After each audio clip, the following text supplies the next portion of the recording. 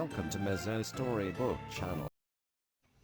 TikTok mang tu zi nga pakhat Billy Golf chu ama chawa ina omin a TikTok video tur siam le meka chuti lai chuan a be se lo le thil maktak chu a video wa hian a lo lang ta ni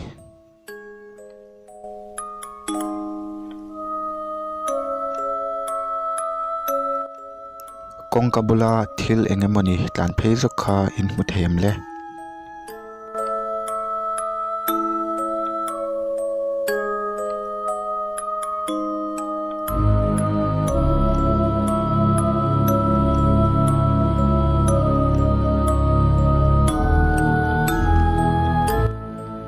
hetiang thil hi vai khata thanna chawani lewa TikTok arsar Jasmine Fem po hian thil mak chu alo tong ve to thin ani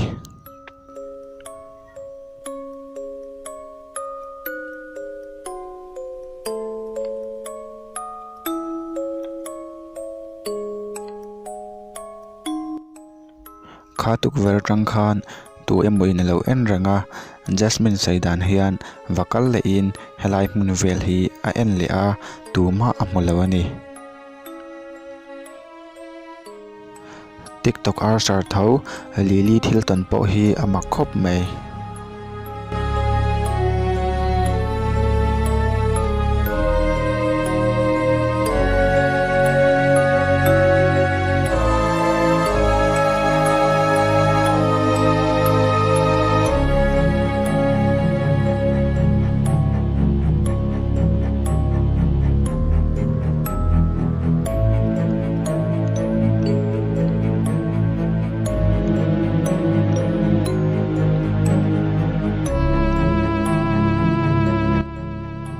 Snapchat ve thung o a hlauhawm lo dewang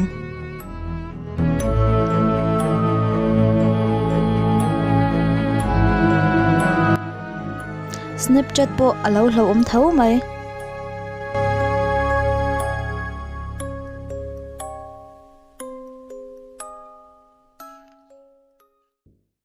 If you like the video, please click on the like button, write a comment, and subscribe to my channel. Watch the clips and select one for you.